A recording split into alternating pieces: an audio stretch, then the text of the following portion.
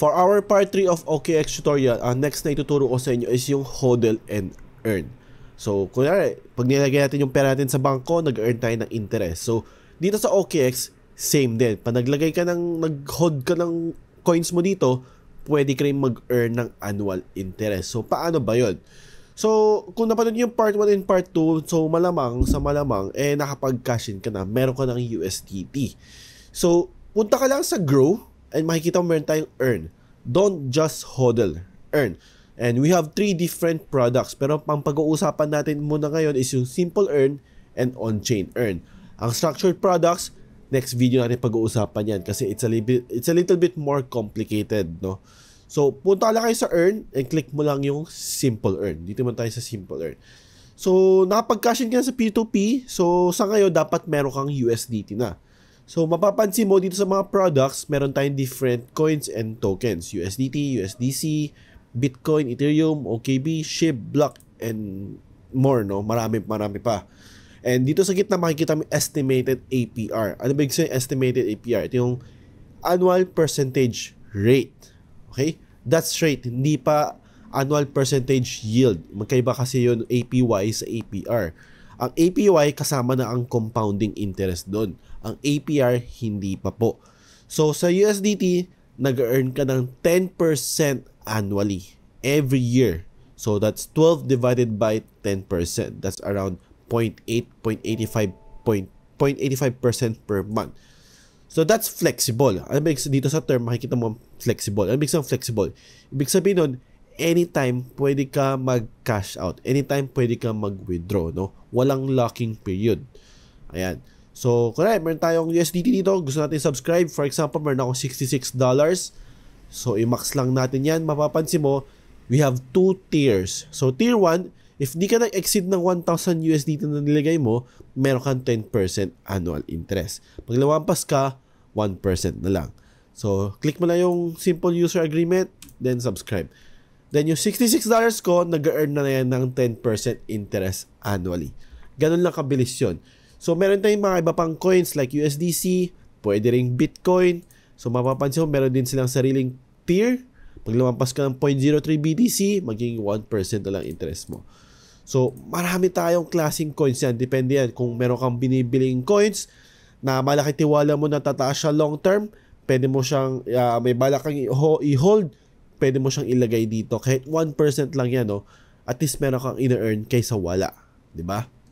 Now, next is punta naman tayo sa on-chain earn. Ano naman ibig sabihin ng on-chain earn?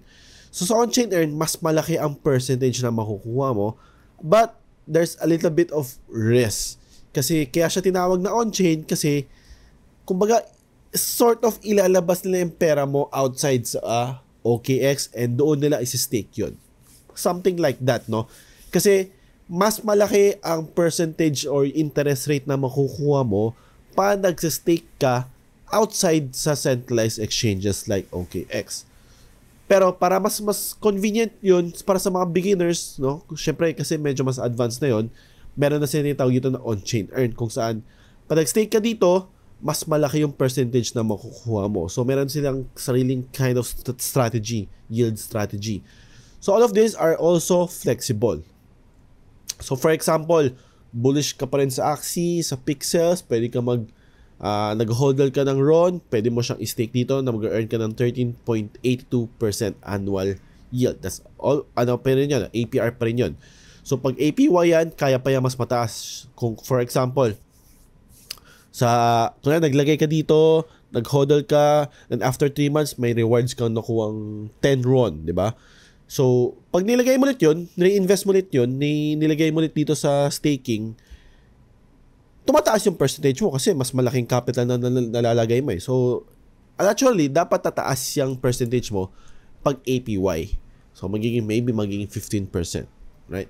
So, click lang natin subscribe, makikita mo, redemption takes up to 4 days. Okay? So, kasi syempre, galing yan sa labas ng exchange eh. So, it takes time.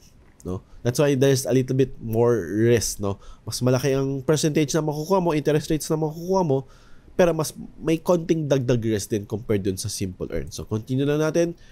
Stake natin kung meron kang 10 RON, minimum is 1 RON. Subscribe mo lang.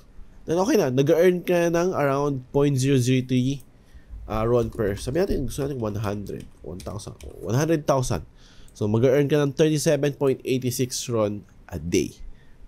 And medyo malaki-laki yun, no?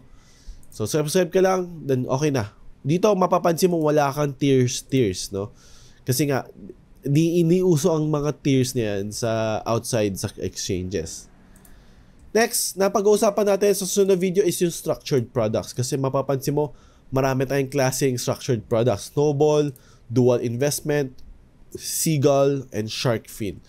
So, if interested kang malaman to mga to, abangan nyo sa next video, sa part 4 natin. So, make sure nakasubscribe kayo, i-on nyo yung notification bell para updated kayo lagi pag meron akong bagong upload na video. So, yun lang. Thank you. Bye-bye.